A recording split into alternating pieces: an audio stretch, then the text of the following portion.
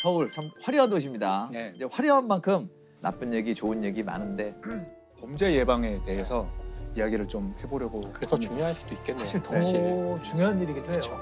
특히나 우리 자녀들을 위해서라면 오늘 그래서 다녀오신 곳도 범죄 예방과 관계가 깊은 곳. 네네. 범죄 예방국이 있습니다. 범죄 예방국. 네, 범죄 예방 정책국이라고 하는데 거기서는 이제 이미 범죄를 저지른 사람을 다시 그 사람이 똑같은 범죄를 저지르지 않도록 하는데 가장 대표적인 제도가 보호관찰 제도입니다. 보호관찰 제도 많이 네, 들어보셨죠? 네. 네.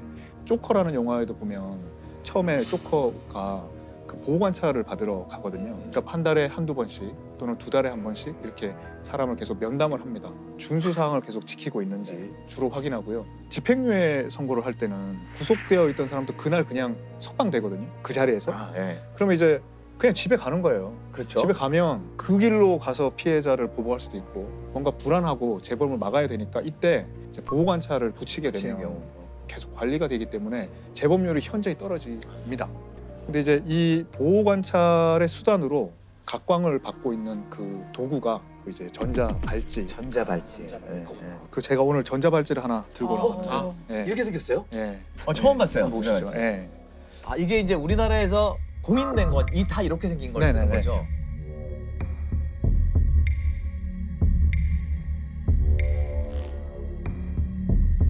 이게 몸에서 멀어지면 감지하는 건가요? 이걸 차고 있으니까요. 그냥 한번 차면은 스스로 못 풉니다. 그 외에는 목욕이나 이런 거 할 때 계속 차고 있어요. 차고 있어야 예. 되고. 이걸 이제 관제 센터로 신호가 계속 가고 있습니다. 제가 그래서 다녀온 데가 관제 센터거든요. 관제 센터에서 이 전국의 전자 발찌를 차고 있는 모든 사람을 실시간으로 스크린하고 있습니다. 어디 있는지 정확하게 지도에 다 표시가 되거든요. 그냥 GPS로 곧바로 이제 위치를 포착한다고 하더라고요. 한번 보여주십시오. 와.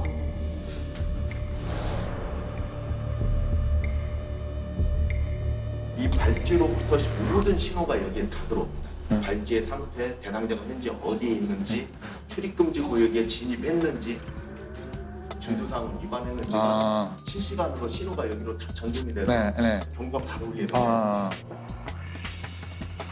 그 팀에 바로 전화해서 그 팀에서 현장 출동해서 현장 조치. 어떤 지역을 벗어나면 안 되는 사람들은 여기 있어야 되는 거니까 그것도 알 수 있고. 예를 들면 이제 미성년자를 성폭행한 범인이다 이러면 이제 출입금지 구역이 뭐 학교, 유치원 이런 데는 다 못 들어가는 거거든요. 거기에 들어왔다 그러면 이제 삐삐삐삐 하면서 이제 신호가 가는 거죠. 그 버튼을 누르면 그 사람이 지금 현재 어디 있는지를 지도에서 딱 보여주는 겁니다. 그리고 그게 이동하는 속도까지 다 나오거든요. 그래서 뭐 이 사람이 걸어가고 있는지 자전거를 타고 가고 있는지 택시를 타는지도 다 알고요. 조금 의심스러운 데를 들어가잖아요. 그럼 이제 전화를 해요. 거기 왜 있냐, 왜 가냐. 또 이거 차고 있으면은 피해자 1km 거리까지 접근하잖아요. 그럼 또 삐삐삐삐 소리가 울립니다. 그러면 이제 그 전화를 하는 거죠. 이 관제센터에서 지금 어디 가냐, 다른 방향으로 가는 게 어떠냐. 그러면서 이제 유도를 하는. 그리고 빅데이터로 범행을 주로 저질렀던 시간을 다 입력을 해놔서 그 시간에 외출을 하면 또 삐삐삐삐 해서 작동이 됩니다. 이게 보니까 뭐 약간 충전할 수 있게 돼 있는 거예요. 예, 충전해야 됩니다. 이거는 본인이 충전을 하는 거예요. 충전해야 됩니다. 예. 배터리가 25%까지밖에 안 남아 있으면 그때부터 또 신호가 갑니다. 근데 끊으면 뭔가 페널티가 있지 않을까요? 예, 그렇습니다. 그렇죠. 준수사항을 위반했기 말하면은. 때문에 가석방됐던 사람은 다시 교도소 갈 수도 있고 이거 자체로 또 별도로 처벌받기도 합니다. 예. 굉장히 제한된다라는 거죠. 그 사람들의 일단 행동은. 그 범죄를 저지르고 나면 자기 동선이 다 노출되기 때문에 무조건 이제 잡히는 거죠.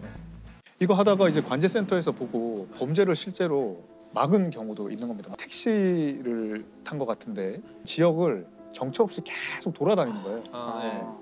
그러더니 대회하는 거죠, 결국에는 좀 으슥한 야산에 있는 쪽으로 막 가는 겁니다. 그러니까 이걸 보고 관제센터에서 전화를 했는데 전화를 안 받은 거예요. 그래서 이제 5분 대기조가 출동을 해서 전자발찌를 부착한 대상자가 이제 칼로 이렇게 겨누면서 계속 그쪽으로 차를 몰라라 하고 성폭행을 하려고 했던 걸 이제 막은 경우가 있습니다. 근데 약간 좀 문제 아닌 문제가 성폭행을 하진 않은 거잖아요. 그렇죠. 그래서 그걸로 처벌하기는 좀 어렵게 되는 거죠. 근데 다만 미수는 되는 거죠. 예. 근데 미수는 적어도 실행의 착수를 해야 되기 때문에 실행의 착수도 안 한 경우에는 아예 처벌을 못 하는 경우도 있습니다. 이게 어떤 범죄자들이 전자발찌를 차나요? 유형들이 있나요? 범죄 네. 유형이? 지금은 주로 이제 4종류의 범죄를 저지른 사람에게 전자발찌를 채울 수 있습니다. 제일 이제 처음 시작했던 거는 성폭력 범죄였고요. 그 다음에 이제 미성애자 약취유인죄, 그 다음에 살인죄, 예, 최근에 2014년부터는 강도죄. 예. 가석방이 될 때는 지금 모든 범죄 종류에 상관없이 재범 가능성이 있다면 전자발찌를 채울 수 있습니다. 이 전자발찌 아이디어가 스파이더맨에서 왔다는데요. 아 그래요? 아 그래요? 그 1980년대 초반 미국의 한 판사가 만화를 보다 보니까 스파이더맨이 그 나쁜 사람을 쫓아가다가 이렇게 팔에다 뭐 이렇게 붙였대요. 아, 붙이고서 그 위치 추적하는 걸 보고 아 저렇게 뭔가를 범죄인한테 붙여놓으면은 위치를 추적할 수 있겠구나. 그래서 낸 아이디어가 전자발찌라고 하더라고요. 그러니까 만화를 보다가도 좋은 아이디어가. 그거 잘 만들었어요, 진짜. 저희도 1990년대 말부터 정부에서 이걸 한번 검토를 했었는데 사람들이 위치를 다 파악한다. 이거는 절대 해서는 안 된다. 뭐 이런 이야기도 많았었는데요. 근데 이제 2004년, 2005년 20명 죽인 유영철 사건, 14명 죽인 정남규 사건이 나오면서 이게 2005년도에 처음에 발의가 됩니다. 이 전자장치 부착법이.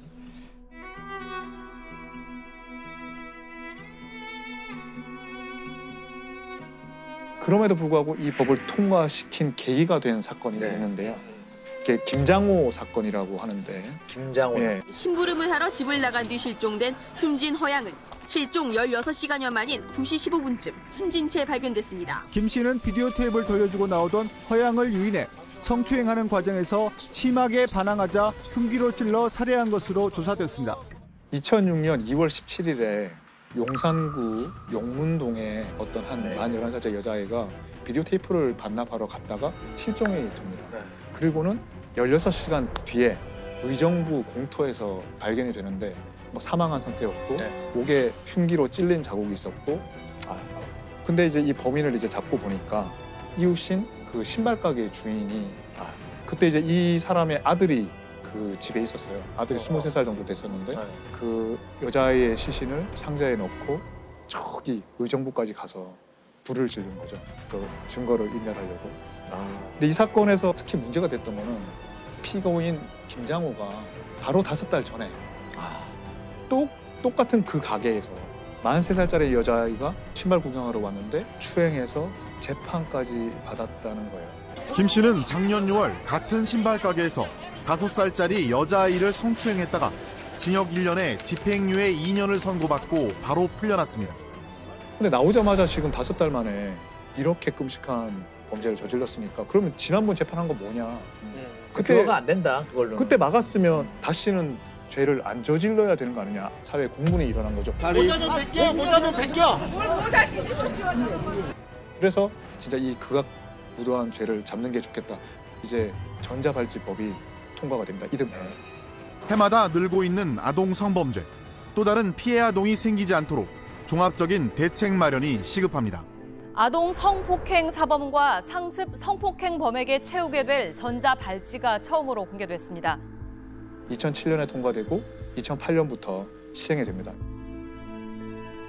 전자발찌 제도가 도입된 지 1년이 됐지만 아동 성범죄를 막기엔 미흡합니다. 9살 여아를 성폭행해 영구 장애를 입힌 이른바 나영이 사건 처벌이 징역형에 그치자 국민들이 크게 분노하고 있습니다. 그러니까 조두수는 2008년에 범죄를 저질렀거든요. 그러니까 전자발찌 제도를 시행한 그 해, 그때 이제 그 징역 12년에 전자발찌 7년을 부착했습니다. 그때는 전자발찌를 부착할 수 있는 기간의 최대한이 10년이었어요.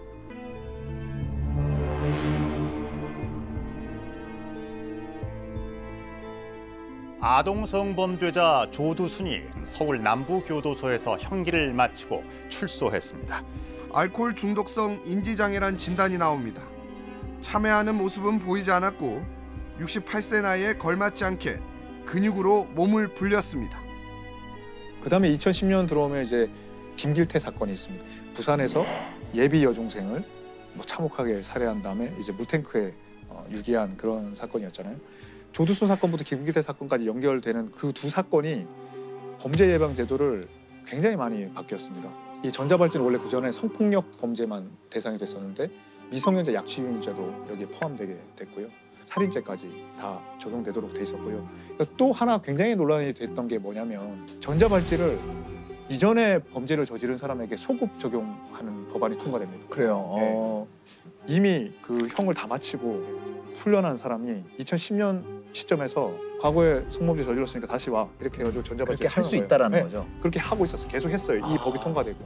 이 법이 처음 시행된 2008년 9월 이전에 1심 판결을 받아 현재 형이 집행 중이거나 집행 종료 또는 가석방 등으로 출소한 지 3년이 지나지 않은 성폭력 범죄자도 전자발찌를 차야 합니다. 술집 여주인을 성폭행하려다 흉기를 휘둘러 무고한 시민을 살해한 39살 강모 씨. 2차례 성범죄 전과가 있었지만 전자발찌를 차고 있지 않았습니다. 전자발찌법이 시행된 2008년 이전에 성범죄를 저질러 위헌 논란 때문에 발찌를 채우지 않은 것입니다. 그래서 이 법이 이제 굉장히 논란이 돼가지고 헌법재판소까지 가가지고는 이제 결국 합헌으로 인정을 받게 됩니다. 특히 여성과 아동을 보호할 필요성은 굉장히 강하고 굉장히 중요한 공익인데 성폭력 범죄를 효과적으로 예방할 수 있는 수단은 거의 없다. 전자발찌법 소급 적용으로 많게는 2,600여 명의 성범죄자가 추가로 전자발찌를 차게 됩니다. 조두순 같은 경우에 7년 후에 전자발찌를 차야 되는 의무가 이제 풀리고 난 이후에 혹시 이게 적용이 될 수 있는지 궁금해하실 것 같아요. 2010년도에 이 소급 입법이 통과됐을 때는 그 전에 발찌를 안 채웠던 사람들을 채우는 거예요. 근데 조두순은 2008년에 발찌를 찼기 때문에 그 일사부재리가 있어가지고 이 그 재판을 7년 받고 이제 다 끝났는데 그걸 그렇죠. 다시 재판할 수는 없는 겁니다. 발찌를 몇 년 동안 찬다라는 판결을 받았습니다. 재범 사건의 절반 이상이 전자발찌 착용자의 집으로부터 1km 안쪽에서 발생했습니다. 현재 전자발찌는 거주지를 벗어나서 특이한 이동 경로만 추적이 되고 있기 때문에 범죄자가 거주지 인근에서 피해자를 물색하는 경향이 있습니다. 홀로 있는 여성을 노린 범죄가 무서울 정도로 자주 일어나고 있습니다. 서울 강남에선 홀로 길을 가던 여성을 강제로 끌고 가서 성폭행하려 한 남성이 붙잡혔고 창문 밖에서 방안을 들여다보고 방문마다 귀를 대며 인기척을 확인하는 낯선 남성. 혼자 사는 여성들에겐 언젠가 나에게 벌어질지 모른다는 공포감이 잠재돼 있습니다. 혼자 사는 여성을 뒤쫓아가서 집까지 침입하는 사건이 서울 강남에서 또 벌어졌습니다. 한 여성이 집으로 들어가자마자 모자를 쓴 남성이 나타나 문으로 손을 뻗습니다. 간발의 차이로 문이 닫히자 계속 두드립니다. 문이 닫힌 뒤 남성이 문 앞을 계속 서성이다 내려가는 척하더니 다시 올라옵니다. 그러더니 휴대전화기 손전등을 켜서 비밀번호를 풀려고 시도합니다. 이 남성은 집 주변 골목부터 피해자의 집까지 수십 미터를 몰래 따라왔습니다. 경찰은 CCTV 속 남성인 30살 A씨가 자수 의사를 알려오자 주거 침입 혐의로 체포했습니다. 실내용 CCTV 사건은 처음에는 경찰이 주거 침입죄로만 수사를 하고 송치를 했는데 근데 나중에 이제 그 주거 침입을 당연하고 강간 미수로도 처벌해야 된다고 해서 뒤늦게 이제 강간 미수로. 근데 이제 재판 결과는 강간 미수죄는 무죄로 나오고 주거 침입죄만 인정이 됐었죠. 그래서 이 강간죄는 그 구성 요건에 폭행 협박으로 이제 가늠을 해야 되는데 그냥 문만 열려고 했다고 해서 그 피해자에게 폭행 협박을 했다고 볼 수 없다. 들어갈 목적이 거기에 무슨 뭐 큰 금괴가 있는 것도 아니고 그런 게 아니면 들어가서 뭘 하겠어요. 그렇게 유추할 수 네, 저는 좀 의아한 부분이 있긴 있었습니다. 주거 침입죄는 어디까지 인정이 되고 어떤 처벌을 받게 되나요? 중요한 개념이 있거든요. 실행에 착수를 해야만 최소한 미수로 처벌할 수 있는 거예요. 네, 그러면 신체 일부만 들어가면 된다. 이러면 예를 들면 그런 설도 있어요. 그러니까 집이 있으면 창문 열어면 창문 옆 넣어서 손가락이 조금이라도 들어가면 이제 일부 침입했으니까 그때부터 주거 침입이다. 탁 쳐야 되나? 네, 그냥 고개만 딱 들어보고 이제 들어갈 수도 있는 거잖아요. 그러니까 그런 거 가지고 그러니까 이게 애매한 거죠. 한번 판례 사건에서는 뒤에서 계속 남자가 여자를 막 쫓아와가지고 따라왔는데 그 1층이 필로티 구조였던 거예요. 근데 그까지 쫓아왔는데 그럼 이게 주거 침입죄가 되냐 안 되냐 이렇게 논란이 돼가지고 그 이제 주거 침입죄가 안 된다는 그런 판례가 있었습니다. 근데 주차장은 2층 이후에 사는 분들을 위해서만 마련된 공간이잖아요. 그렇죠. 그러면 그분들에게만 들어갈 수 있는 공간 아닌가요? 이제 그렇게도 설명할 수 있는데 그게 주거냐 하면 또 주거는 아니니까. 네, 주거냐 하면 이제 갸우뚱하게 되잖아요. 그러면 이제 이게 무죄가 될 확률이 높아지는 거예요. 그러니까 이런 건 정말 케이스 바이 케이스로 담당하시는 그 판사님들이 잘 판단을 해서 상식에 맞게 판결할 수밖에 없다고 생각해요. 맞아요. 예.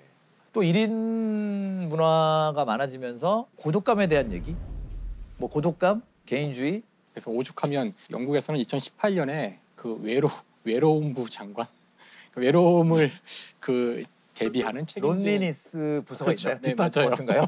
이제 외로움에 대한 와. 어떤 장관을 임명해서 왜냐면 이 외로움이라는 것이 중요한 사회 문제구나. 예, 일종의 사회적 전염병. 외로움 담당 장관이 처음 생겼습니다. 영국 얘기입니다. 영국에서 외로움으로 고통받는 사람은 900만 명 이상, 의료비 등 사회적 비용도 매년 3조 7천억 원이나 된다는 보고서도 있습니다. But just as loneliness can affect any of us, so any of us can help to tackle it. 장관 임명과 함께 첫 발을 뗀 영국 정부는 기금을 조성하고 실태 조사에 착수하기로 했습니다. 일본 같은 경우 사실 고독사 이런 게 중요한 문제였잖아요. 혼자 외롭게 있다가 죽는 사람들. 그래가지고 고독사를 막기 위한 부서를 또 만들어서 일본도 역시 이 문제를 대처하고 있다는데 물론 되게 상징적인 것일 수 있어요. 어떻게 개인의 외로움을 국가가 도와줄 수 있을지는 모르겠지만 그런 부서가 생길 정도로 생긴다는 것은 뭔가 방법을 찾아보겠다는 뜻이니까 좋게 볼 면도 없지 않지 않은가.